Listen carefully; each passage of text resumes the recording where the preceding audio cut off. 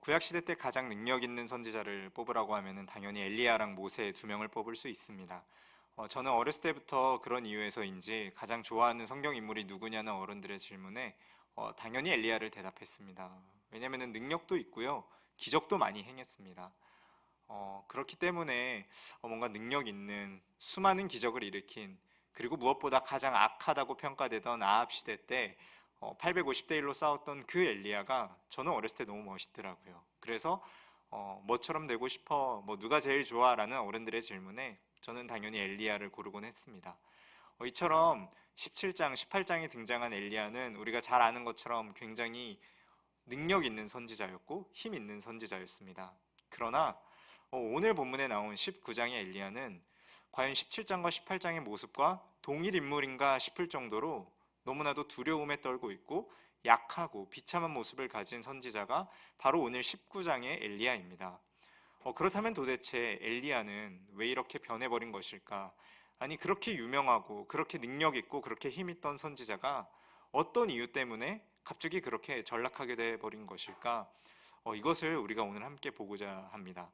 바로 우리가 오늘 함께 읽은 본문을 보면 그 답이 나와 있는데요, 이세벨이라는 한 사람 때문입니다. 이 엘리야에게 이세벨이라는 사람이 이렇게 이야기를 합니다. 사실 이세벨은 자신이 갖고 온 우상, 이제 바알과 아세라죠. 그리고 그 우상과 그 우상을 섬기는 선지자들을 엘리야로 인해서 너무 많이 잃었던 것이에요. 850명이나 잃었고 그 우상의 권위가 실추되었기 때문에 이 이세벨은 자존심이 상해서인지 엘리야에게 살인 예고를 합니다. 그런데요, 그냥 위협하는 수준이 아니라 반드시 죽이겠다고 이야기하는 것입니다. 이것이 그냥 사람의 명령이 아니라 왕의 아내, 왕비의 명령인 것이에요. 그리고 이세벨은 여기에 멈추지 않고 한 가지 더 이야기합니다. 내가 만약 너를 죽이지 않는다면 나의 신들에게 내가 저주를 받아도 좋겠다. 그러니까 무슨 말입니까? 반드시 죽일 거고 내가 이 약속을 이루지 못한다면 내가 저주받아도 좋아라고 이세벨이 이야기를 하는 것이에요. 무슨 말입니까? 반드시 찾아내서 죽이겠다는 이야기이죠. 이 말을 들은 엘리야는 겁에 질려서 이 사람이 활동하는 지역이 북이스라엘임에도 불구하고 브엘셰바까지 단숨에 내려갑니다. 이 브엘셰바는 남유다 땅, 그것도 아래에 있는 지역이기 때문에 사실 이동하기란 쉽지 않았을 텐데 엘리야는 겁을 질려서인지 브엘셰바로 단숨에 이동합니다. 여기에 그치는 것이 아니라 더 내려가 그 광야를 걸으면서 힘겹게 쓸쓸하게 걸어가고 있는 모습이 오늘 본문에 나온 엘리야입니다. 우리가 잘 아는 단어가 등장하는데요, 바로 로뎀 나무입니다. 엘리야가 쉰 곳이 로뎀 나무라고 하는데 우리는 이 본문을 보면서 로뎀 나무는 참 평안한 곳이야, 참 쉬기 좋은 곳이야. 그래서 이런 카페들도 많이 있죠. 로뎀 나무 카페 들어보셨을 겁니다. 그런데요, 이 로뎀 나무라는 뜻이 참 아이러니합니다. 비천함, 시궁창이라는 뜻이에요. 그러니까는 로뎀 나무 카페가 무슨 뜻인가요? 시궁창 카페.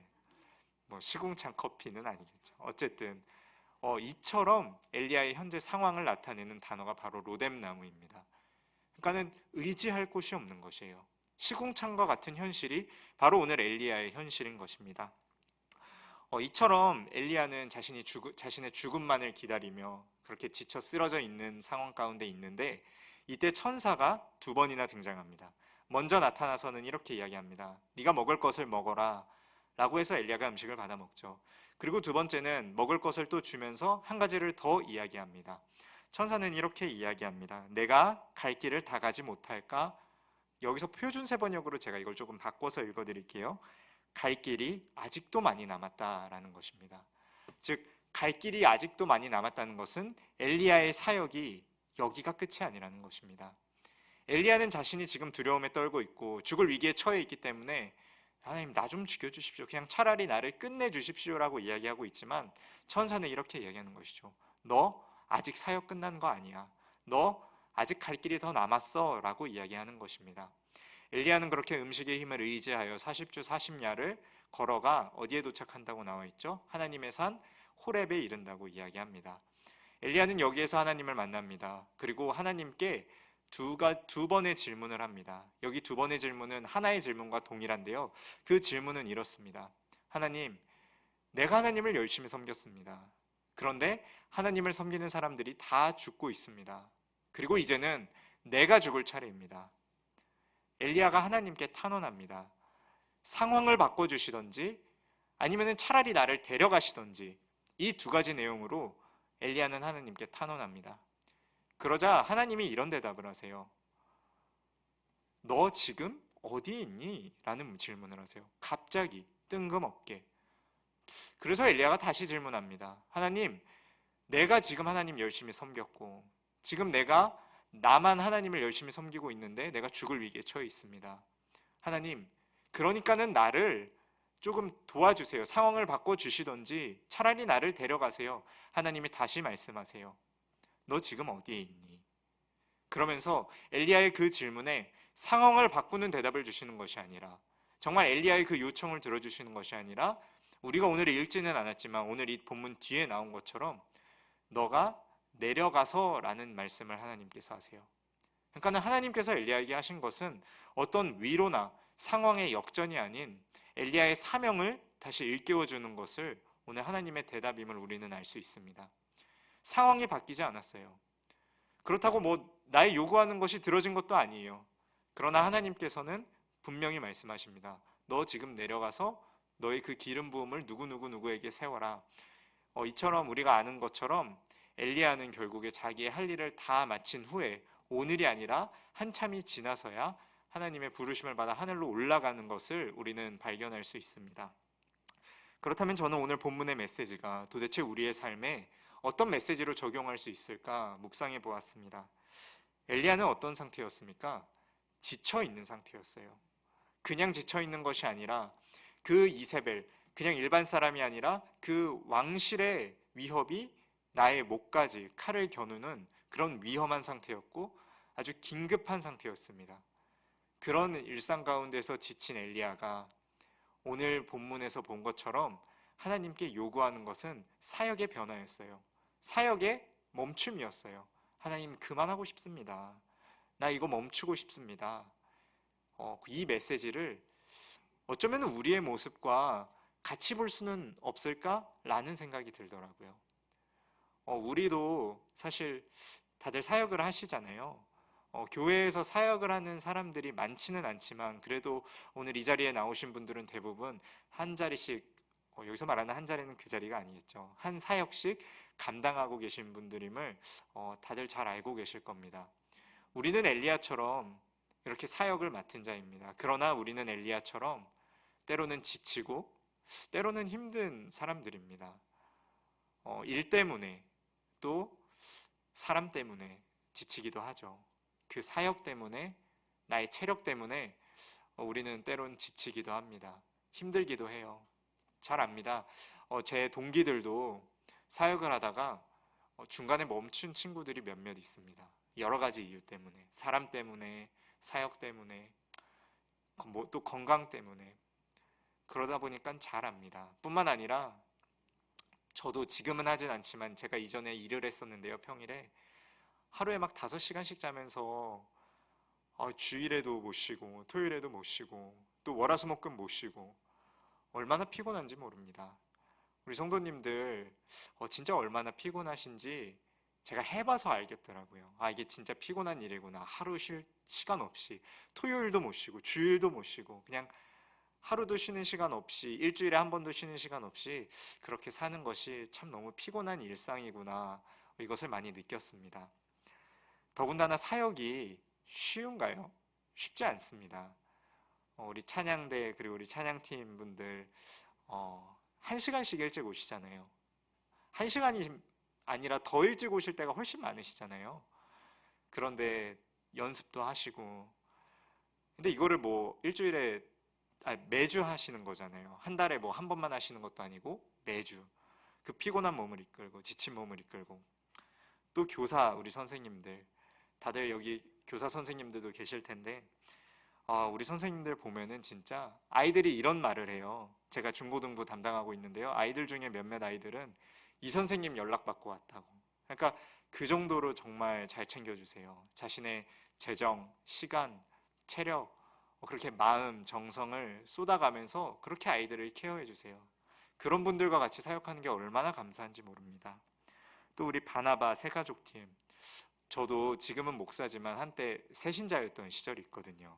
20살 때랑 교회를 옮겼을 때 제가 잠시 사역을 쉬었을 때 근데 새신자로 교회 가는 게 얼마나 부담스러운지 모릅니다. 아는 사람도 없고 불편하고 그러다 보니까는 이 바나바 팀, 새신자 팀이 얼마나 중요한 역할인지 그제서야 알겠더라고요. 또 우리 강단 헌화나 뭐 데코 관련해서 일해주시는 제가 이렇게 여리여리해 보여도 상당히 남성적인 게 강한 사람입니다. 저 같은 사람은 이런 거 맡으면은 대나무 하나 있을 것 같아요. 그래서 저 같은 사람은 이런 일 못하죠. 그러니까 얼마나 섬세하고 또 이 정말 예술인 거예요, 이거는. 네, 그러니까 얼마나 감사한지 모릅니다. 뿐만 아니라 주방봉사, 우리 권사님들, 집사님들 3년 전이지만 기억나시죠? 쉽지 않은 일입니다. 저는 주부분들 존경하거든요. 왜냐면 주부 특징이 뭐예요? 일해도 일해도 끝이 없어요. 더군다나 일해도 티가 안 나요. 누구 하나 고맙다는 얘기를 안 합니다. 당연한 거라고 생각해요. 아니요, 당연하지 않습니다. 그 음식 차리는 것부터 설거지, 세팅, 요리부터 얼마나 그게 힘든데요. 진짜 저희 교회 어머니 같은 역할이죠. 주방봉사. 널 얼마나 감사한지 모릅니다. 또 안내, 이 처음 오는 사람들 친절하게 반겨주는 거, 또 교회 계속 오는 사람들 반겨주는 거, 단순히 형식적으로 안녕하세요가 아니라 그 따뜻함이 묻어나오는 안내는 진짜 얼마나 감사한지 모르겠어요. 여러분 혹시 초보 운전 하는 사람들 뒤에 뭐가 붙어 있는지 아세요? 제가 무섭습니다. 근데 여러분, 저도 제가 무섭습니다. 제가 아이들하고 아가텔 보러 갔는데요. 제가 애들한테 농담반 진담반으로 내가 운전할까 하니까 애들이 저 안 갈래요. 저 그냥 걸어갈래요. 이런 말을 하더라고요. 근데 우리 차량 봉사해 주시는 집사님들 덕분에 얼마나 기동성이 붙는지 교회 오는 길이 편한지 모릅니다. 정말 감사하죠. 또 우리 반주자님들, 특별히 제가 반주자님들을 감사하다고 하는 이유는 저같이 이 노래에 힘이 드는 사람들은 우리 반주자님들 안 계시면은 너무 힘들어요, 진짜. 그래서 정말 저한테 너무 감사한 존재예요. 그리고 우리 중보기도 하시는 분들, 중보기도는 힘이 있습니다. 다들 아시죠? 교회를 하나 되게 만드는 힘, 또 교회를 유지하는 힘, 이 힘은 중보기도에서 나옵니다. 얼마나 중요하고 귀한 사역인지 몰라요.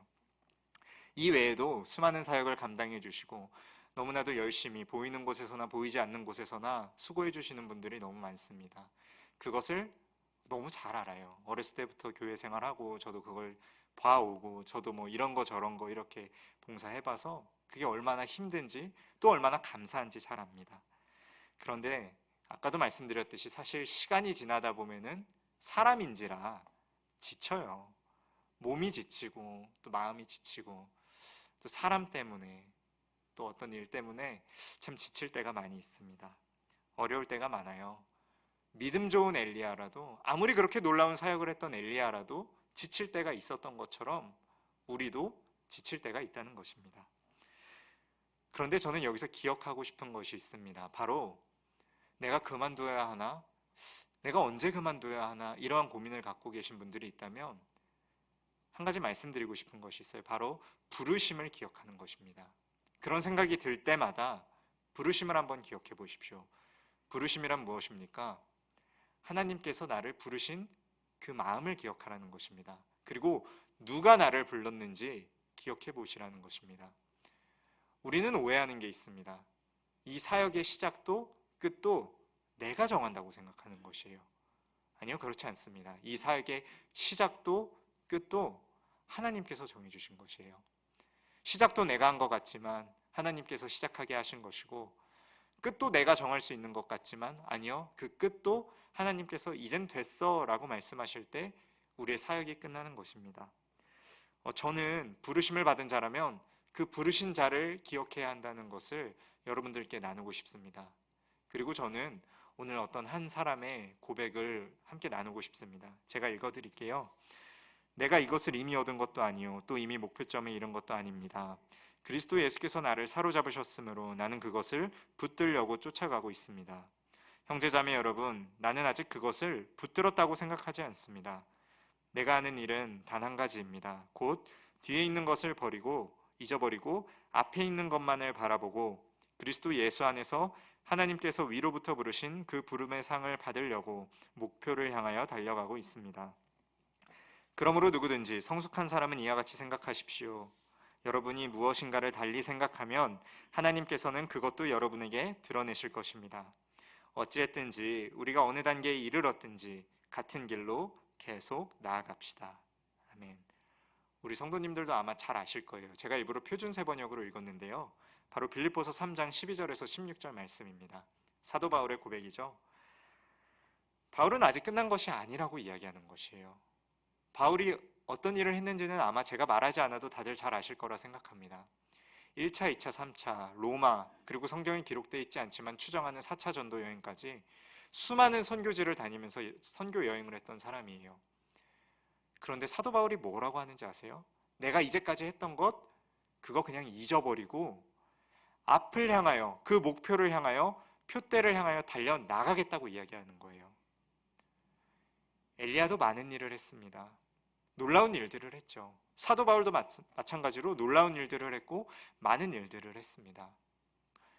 부끄럽지만 저희도 꽤 많은 일을 했습니다. 오랜 시간 여러 가지 사역들을.